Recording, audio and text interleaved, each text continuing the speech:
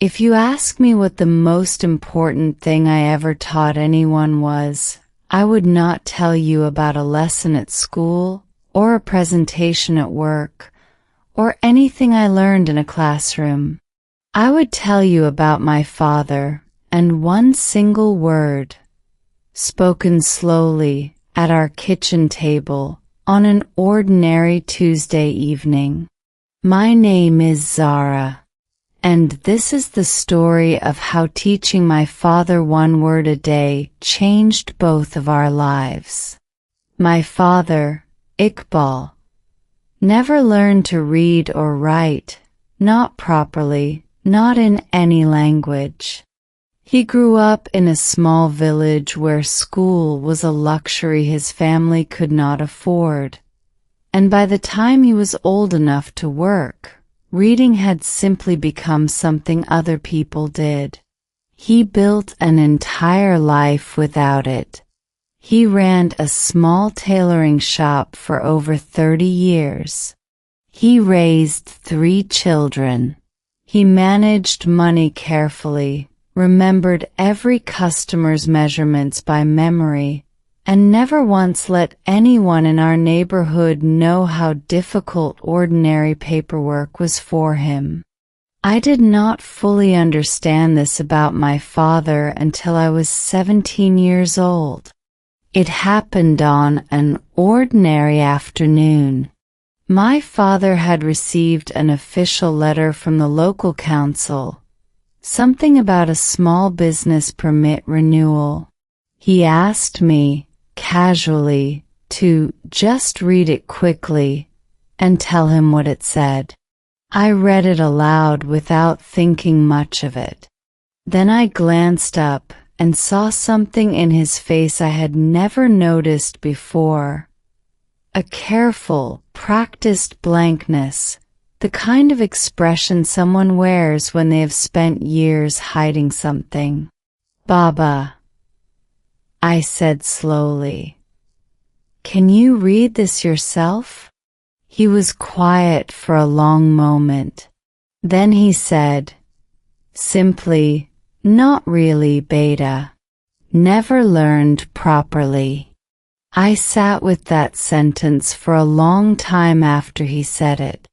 30 years of running a business, raising a family, navigating an entire English-speaking country, and my father had done all of it while quietly working around a skill most people took completely for granted. I did not react the way I think he expected. I did not feel embarrassed for him or pity him, though I could tell, from the way he watched my face carefully afterward, that he feared exactly that reaction. Instead, I felt something closer to fierce protectiveness, and underneath that, a quiet determination. "Baba," I said, "I want to teach you. Just a little.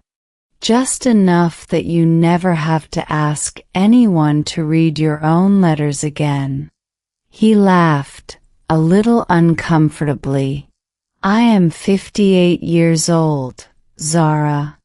My brain does not work like a child's brain anymore." "That's not true," I said, though I did not actually know if it was true or not.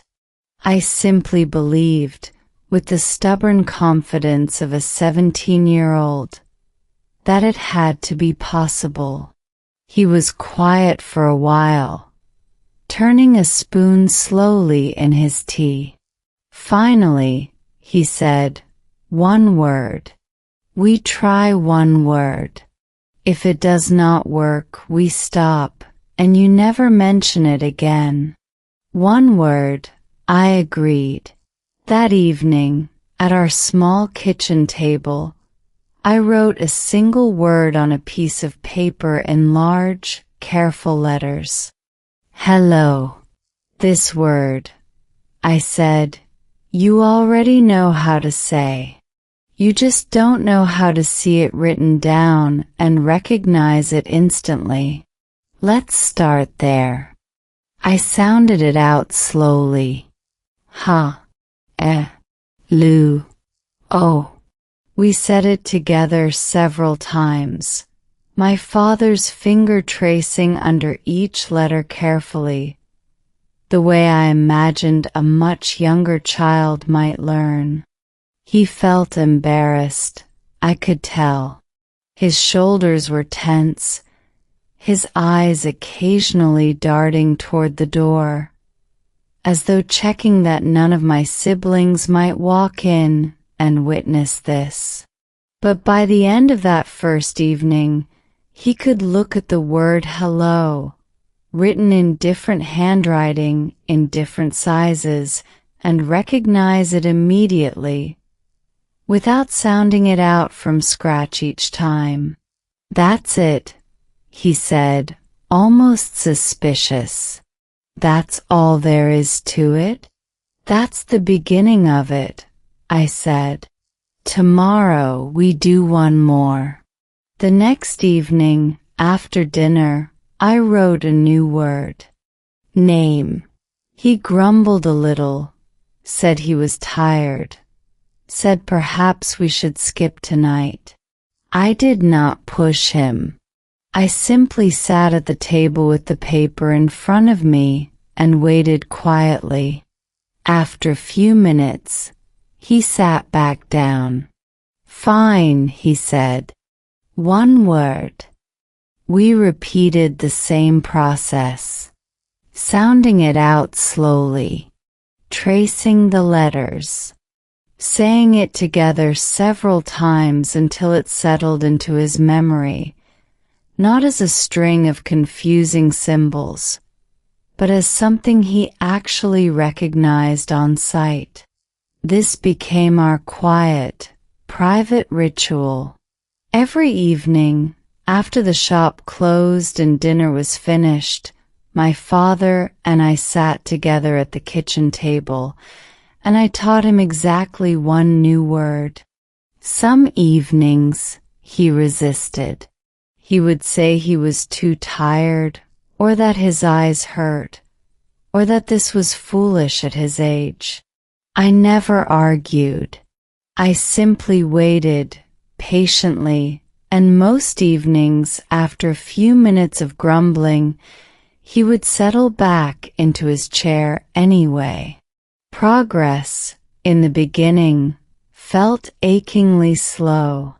After 1 month, he knew perhaps 25 words, most of them simple, everyday ones. Words like water, money, open, closed, thank you.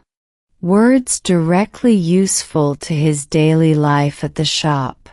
I remember one evening, about 6 weeks in, when he looked at the small stack of paper slips we had accumulated, each one holding a single learned word, and said quietly, "This is such a small amount, Zara." 25 words, after 6 weeks. I could have learned this much faster as a child. Maybe, I said, but you're not trying to become a child again. You're trying to become someone who can finally read his own letters at 58. That's not slow. That's brave. He did not say anything in response, but I noticed the following evening that he sat down at the table before I had even finished clearing the dinner plates, waiting for that day's word without being asked. 3 months into our ritual, something shifted, quietly, without any single dramatic moment marking the change. My father was reading the shop's simple sign-in sheet one morning, the one his customers used to note their names and collection dates. He usually asked one of us to read the entries back to him. That particular morning, I watched him pause, look closely at the sheet, and read two names aloud himself, slowly but correctly, without asking for help. He looked up and caught me watching him.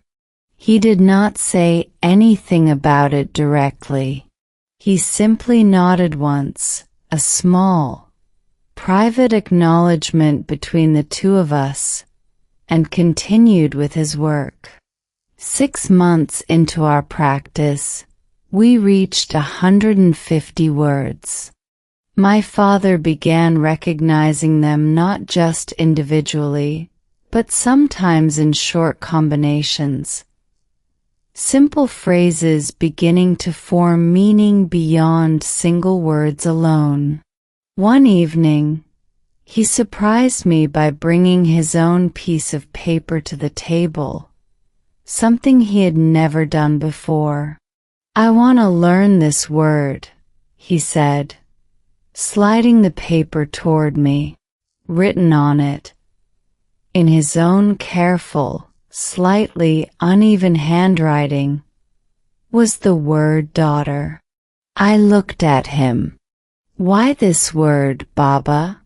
He was quiet for a moment, looking down at his own handwriting.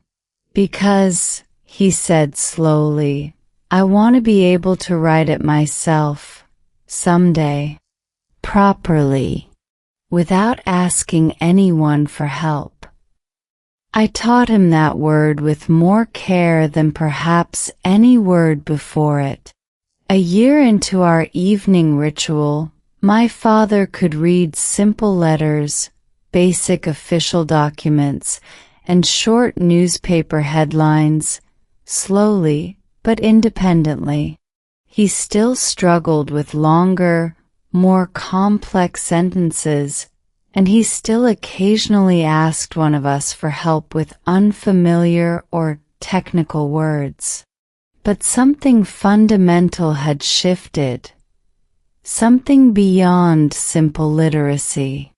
He began carrying a small notebook in his shirt pocket, jotting down new words he encountered during his day, on shop signs, on product labels, on the sides of delivery trucks passing by his shop window.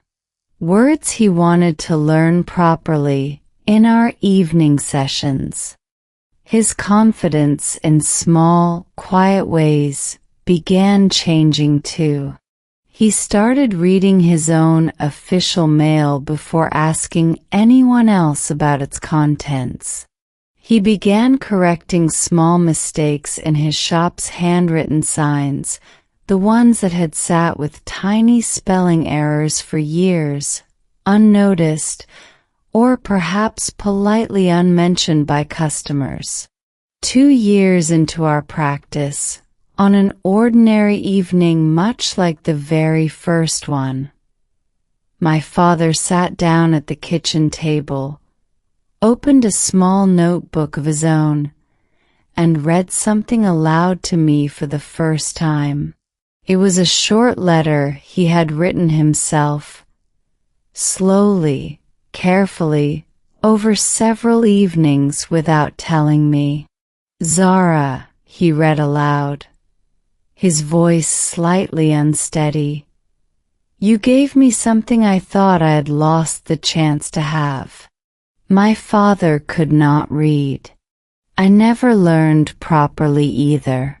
I was afraid this would continue in our family forever, quietly, the way these things often do. But you sat with me, one small word at a time, until an old man who thought his brain no longer worked properly learned to read his own letters again. "Thank you, Beta." I could not speak for a long moment after he finished reading. "You wrote that yourself?" I finally managed. He nodded, his eyes slightly wet. "Took me for evenings," he admitted, "but I wrote every single word myself." My father is 68 years old now. He still keeps that small notebook, filled now with hundreds of words collected over a decade, each one representing a single small, deliberate evening of practice at our kitchen table. He reads his own mail. He reads simple stories to his grandchildren now, slowly, but with genuine pride, something he never imagined would be possible for himself. I think often about how close we came to never starting this at all. How easily that ordinary Tuesday evening could have passed without either of us saying anything meaningful about that council letter. How my father might have simply continued quietly working around his limitation for the rest of his life, the way he had for nearly 6 decades before that conversation. I want to leave you with something. If you are learning something new right now, at any age, in any language, feeling that particular discouragement of moving slowly while everyone else around you seems to move quickly. My father learned to read starting at 58 years old. One single word every single evening, with no shortcuts, no dramatic breakthroughs, simply quiet, patient repetition, night after night for years. Small words, repeated consistently, eventually built an entire new skill nobody, including my father himself, believed was still possible for him. You do not need to learn everything today. You do not need dramatic, overnight transformation. You simply need one small word, spoken clearly, practiced patiently, and repeated tomorrow, and the day after that. Small words, big change, given enough patient evenings at the table. I'm Zara, and this has been Simply Listen. If this story reached something real in you, please like this video and share it with someone who is learning something new, no matter their age. Tell me in the comments, what is one small word or skill you are practicing right now, one day at a time? I would love to hear about it. Thank you so much for listening today. Have a wonderful day, and I will see you in the next story.